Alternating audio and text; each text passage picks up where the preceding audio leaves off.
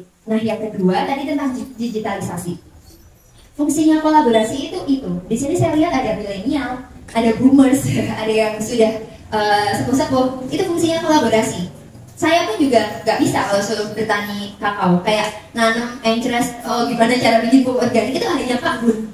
Tapi Pak Gun mungkin belum tentu bisa bikin konvertik coklat atau coklat batangan yang saya jual. Jadi makanya ada 3 prosesor. Yang pertama adalah petani, itu bagian hulu, ya kan, yang bertani sampai fermentasi, sampai jemur, ya kan. Yang kedua adalah bagian tengah. Bagian tengah itu yang pada bikin kakao powder, bikin coklat batang. Nah, bagian hilir itu adalah saya yang jualan coklat dalam bentuk batang-batangan. Kalau Mas Kurniawan memang ahlinya digitalisasi, setelah misalnya ini adalah koperasi atau lainnya, jenengan bisa mengkoneksikan ke pasar.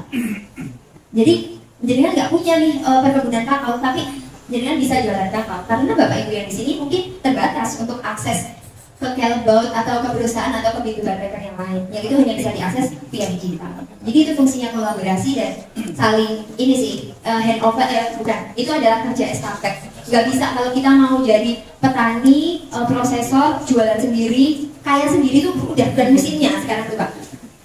Petani bisa kaya raya ya hanya kayak jualan biji dulu aja. Kalau nanti capital atau uangnya udah gede ya nggak apa-apa, itu baru bisa, baru secara nasional baru bisa akan kaya raya dengan satu produk yang akan dari hulu ke hilir mau dirangkul sendiri. Tapi itu susah payah Pak, mulai dari uangnya, dari SDM-nya gitu. Jadi fokus menjadi apa yang paling Bapak bisa gitu.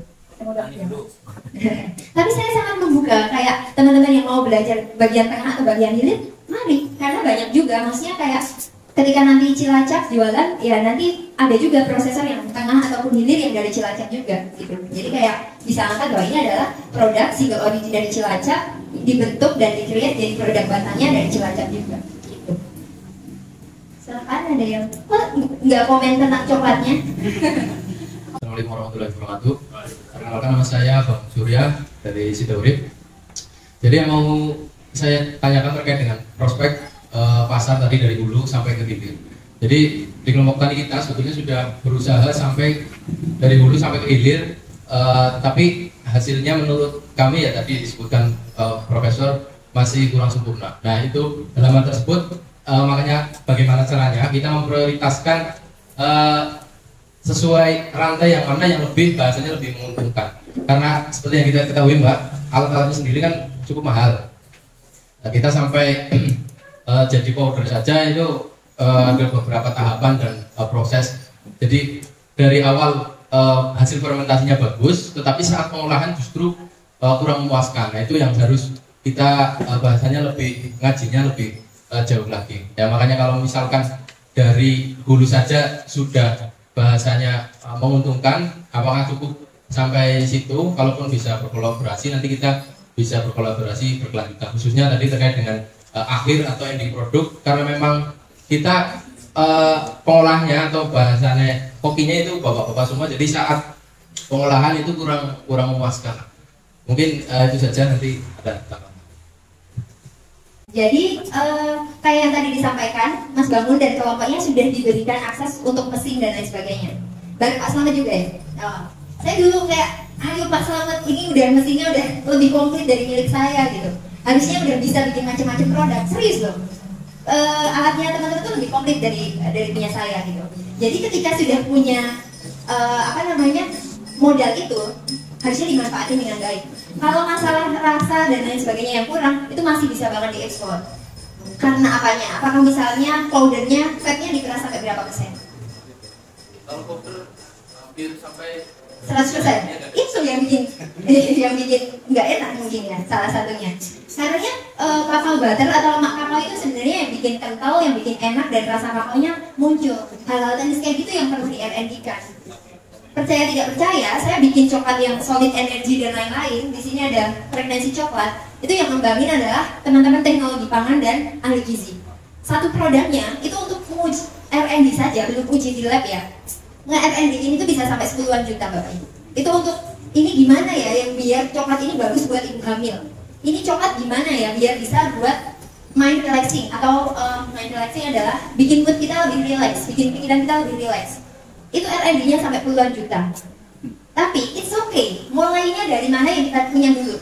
Mas Bangun dan teman-teman mungkin nggak langsung bisa akses untuk R&D dengan food teknologi dan lain sebagainya, tapi dengan kirim sampel kayak, oh udah tahu nih kuncinya adalah nambahin kakao butternya. Kakao butternya jangan diperas 100%, coba sisain 30%. Kirim ke profesor atau ke tester orang yang lain yang uji testernya orang yang sama terus. Gimana? Ngalamin peningkatan nggak? Terus udah pakai SOP atau belum? Ya kan, kayak orang misalnya bapak-bapak, it's okay loh bapak-bapak untuk mengelola itu, asalkan ada standar operasional prosedurnya. Mau Pak Bangun yang ngerosting, mau Pak Iwan yang roasting, semuanya sama, metodenya sama, harusnya hasil akhirnya sama gitu. Nah kalau untuk R&D itu bisa banget sekarang dari googling dan lain sebagainya. Nanti saya juga ada buku yang bisa jadi acuan tapi berbahasa Inggris, itu juga bisa banget buat acuan kita mau kreasikan 80% coklat atau kakao powdernya mau berapa, itu bisa. Masalahnya di Pak Bangun dan teman-teman adalah bagian R&D-nya aja gitu. Jadi kalau sudah punya akses untuk punya mesin, manfaatkan dengan baik Pak. Biar bagian hulunya adalah bagian petani yang lain, tapi Mas Bangun dan teman-teman yang bisa R&D dan lain sebagainya fokus di bagian tengah gitu. Karena semuanya potensi gitu. Karena dengan produk tengah itu pasti hasilnya lebih mahal lagi daripada jualan biji kakao, ya kan? Biji kakao 60.000 1 kilo. Saya jual segini 28 sampai 35.000. Padahal ini cuma 35 gram aja, ya kan? Padahal udah ada campuran gulanya, ada campuran susunya, tapi saya plain basic, jadi nggak ada susunya, bahan-bahan lainnya gitu. Jadi semuanya cukup menguntungkan dan punya potensi masing-masing. Tapi kalau sudah ada resource-nya dimanfaatin dengan baik. Ini jawab tidak? Tapi kadang gini loh Pak, kadang kendala kita ya, karena memang coklat ini sebetulnya seperti berlebihan mahal ya. Jadi kita kalau dalam proses uji coba dan sebagainya itu pun kadang keterbatasan bahan ya, bahasanya untuk kita praktek. Contohnya saat kita mencampurkan coklat butter asli dengan gula halus dan sebagainya, itu kita belum sampai ke grade yang bagus, maka hasilnya yang kurang memuaskan ya. Makanya sekali lagi mungkin harus lebih belajar lagi yang sebetulnya yang dibutuhkan pasaran seperti apa. Mungkin tadi saya pasaran di sini justru malah kayak coklat original ya, nggak ada campuran apa ya. Jadi ini yang gambar ini ya 75%. Jadi kalau yang kita mungkin ini terkait dengan mindset kita ya, mindset kita pemahamannya pasaran coklat yang manis-manis gitu Mbak. Jadi kita saat praktek itu kita tambahkan gulanya banyak, terus apalagi itu ya kayak butter, margarin apa itu ya namanya, yang ya butter ya butter itu terlalu banyak karena mindset kita coklat yang umum di pasaran itu kan manis. Nah ternyata saat kita rasakan ini kok kayak coklat original gitu, malah justru ini yang banyak peminatnya khususnya untuk Mbak sendiri ya, untuk pemasaran. Jadi itu yang mungkin kita harus lebih belajar lagi lah terkait dengan pengolahan coklat. Tapi yang kita sebetulnya sedang mencari arah, sebetulnya kita harus fokusnya kemana sih? Kita mau fokus di pertaniannya, cukup sampai fermentasi kering kita jual, kita kan juga sudah dapat untung, atau sampai ke produk hulu. Nah sedangkan sampai ke produk hulu, alat-alat sendiri juga masih kurang. Contohnya saja kita mau produksi coklat 5 kilo saja bro, kita sudah roasting kan, untuk alat melecetnya loh mungkin, namanya loh mungkin. Ya kita belum ada, jadi kita masih manual kayak gini guys. Selamat, kan sudah dikirim. Ya itu cerita yang kemarin loh bro. Ya ini bahkan baru dikirim kemarin, itu saja. Kita untuk praktek-praktek seperti itu kadang waduh kayak hampir ya bahasanya hampir stagnan lah. Nah itu dengan adanya pelatihan seperti ini kita bagaimana caranya khususnya saya pribadi bisa lebih terpacu lagi gitu. Bagus Mas Bangun itu kelompoknya Pak Pak Slamet. Ya kemarin di Purwokerto juga bro. Kita bareng bro. Oh yang di Pangeran. Belum pernah ikut kursus. Pak Joko ada di situ. Ya enggak. Nanti kayak Pak Gunawan. Enggak usah dipanggil loh, kurang besar dia. Nanti sampaikan aja Pak Bangun didaftarkan untuk bulan November akhir. Mundur sedikit. Dibalik lagi apa? Oh, Pak, sedikit. Ilmu masih penting. Ilmu dulu baru siap. nanti ke Bali. atau di tempat lain atau ke Bandung ya, kita kan punya Bumilisa sekarang, alatnya lebih bagus, bukan alatnya Bumilisa, alatnya prosesnya itu produksi. Yang penting itu Anda punya pengetahuan dulu. Ada yang bawa maaf minuman fermentasi dari kulit coklat itu luar biasa juga pengen. Sudah pernah nyoba? Nanti kita pelajari di kursus bulan November itu. Pak Gun yang penting didaftarkan itu, Mas Bangun itu, siapa lagi di dipilih. Ya, tapi yang harus betul-betul kualifikasinya baik, Mas. Jangan ngirim orang gembira. Susah itu. Biaya yang kita keluarkan sudah banyak, tapi hasilnya tidak ada. Mas Bangun gitu ya. Ada yang kurang jelas, tapi saya itu agak heran tadi sebetulnya. Mas Bangun bilang bisa ngepres sampai lemaknya itu 100% hilang. Soalnya kayak udah nggak lengket. Iya, berarti Anda itu pakai tes perasaan. Oh, perasaan. Enggak, Mas. Tes yang pres yang Anda punya itu yang sama dengan miliknya Pak Slamet toh, itu paling rendah itu lemaknya itu 22%, dan itu standar yang paling udah masuk standar SNI. Jadi Anda tidak perlu besok ngambil sampai 100%. Maniman, karena ya lemak itu pertama kan ada nutrisinya. Yang kedua itu menambah tekstur minuman coklat Anda itu lebih baik. Tadi kan Anda menyuguhkan minuman coklat itu Mbak Andri ya, itu kan buatan Pak Slamet toh? Iya. Mixingnya itu loh kayak kalau yang dicoba itu kan kebetulan teman-teman sendiri juga merasa kurang. Jadi seolah-olah kayak coklatnya di atas terus gulanya di bawah. Jadi nggak mix gitu. Nah, itu kan harus ditambah bahan yang namanya emulsifier. Jadi bagaimana supaya lemak dan air itu selalu menyatu. Sama bisa pakai lecithin, bisa pakai CMC. Kalau saya terangkan sekarang, Anda bisa pusingnya 3 hari. Nanti di kursus saja lah. Yang penting Pak Ketua dimohon untuk daftarkan. Nanti kita belajar detailnya di Solo. Oke? Apa mengenai yang? Nah, kalau Anda itu mau membuat produk apapun, entah itu dari produk kebun, produk hasil antara, produk hilir, itu Anda harus mempelajari marketnya dulu. Nah, dari belakang. Jadi Anda biasakan main belakang. Oh, Bu Andri ini pengen biji yang fermentasinya 97%, kadar airnya 10%. Tidak boleh, harus 7%.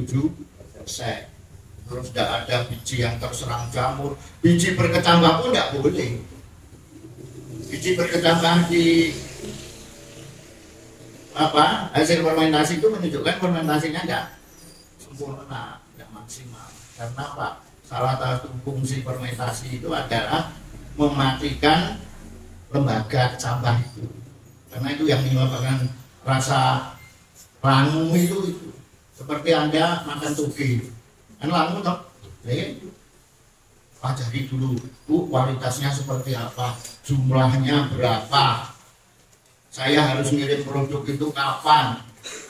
3 itu harus ada diskusikan kepada yang mau beli. Baru Anda minta harga.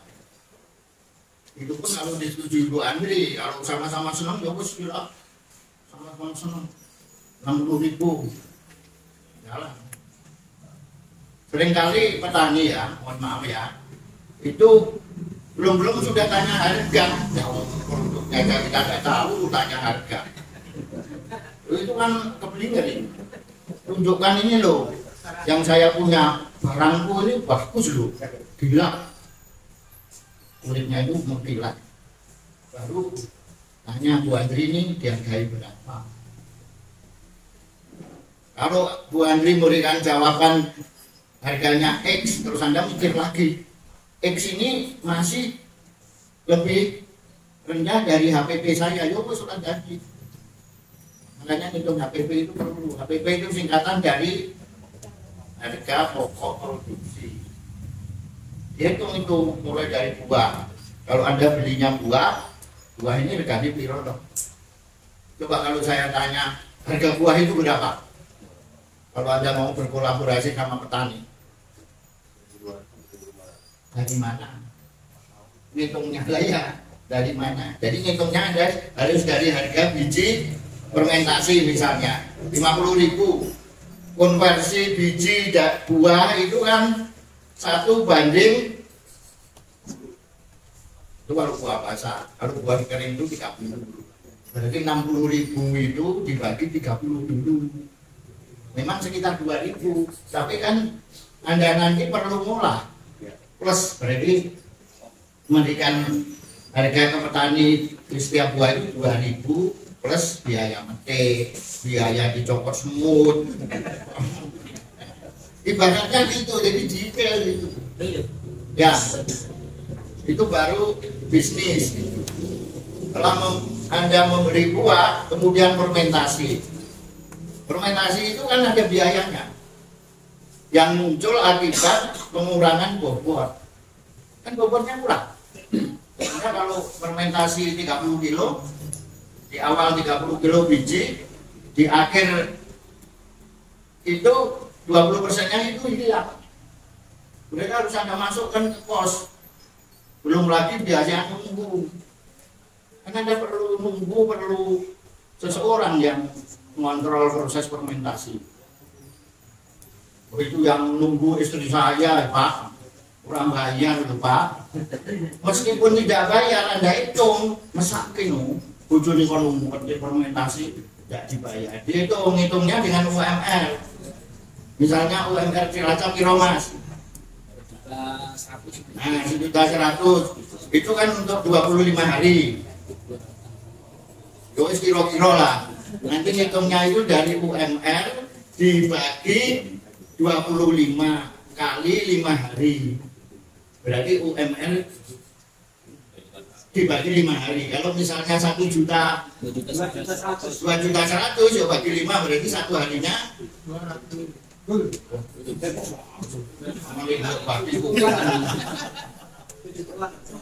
Dibagi 5. Nah itu tambahkan, nanti ketemu. Misalnya 2 juta per 5 hari, berarti kan 400.000 ya. Nah dibagi jumlah biji yang difermentasi 30 kilo, berarti 40.000 dibagi 30 kilo, 12.000 kilo. Tambahkan di biaya pokok itu.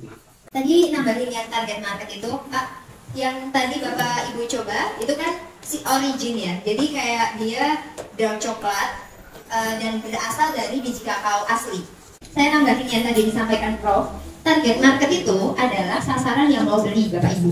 Sasaran yang mau beli kita itu siapa? Kalau Bapak Ibu jualannya di warungan kayak gini, jual 35.000 nggak ada yang beli. 1 tahun pun saya tunggu nggak ada yang beli. Tapi kalau yang dijual itu 3.000 1 batang, tapi bentuknya kayak permen, itu laku. Itu menyesuaikan dengan target market tadi. Jadi target marketnya beda-beda. Mas mau nyasar yang menengah ke bawah, menengah atau menengah ke atas. Nah kebetulan produk saya ini target marketnya adalah menengah ke atas. Percaya tidak, orang itu kalau beli coklat saya itu nggak mau cuma 1 batang 2 batang, tapi 12 batang. Itu dikali 4. Oh saya mau buat oleh 12 batang, ini buat kolega yang ini buat kolega ini. Apakah mereka merasa kemahalan? Tidak. Mereka mengeluarkan uang 1,5 juta itu murah. Tapi beda kalau kita sasarannya target marketnya nggak sesuai. Saya jualan ini di warungan di Cilacap ya nggak laku, karena kita nggak bisa membaca produk ini mau dijual di mana, target marketnya siapa. Iya betul, Mas. Surya sudah nikah belum? Oh iya. Nah itu betul, pilih target tengah ke bawah. Nah, yang barusan saya cicipin tas bagus. Boleh dicoba itu manis ya Pak? Lebih suka yang mana Pak? Yang pertama atau yang manis? Yang enak, yang kedua, ya kan? Itu 1 bungkus itu 25.000.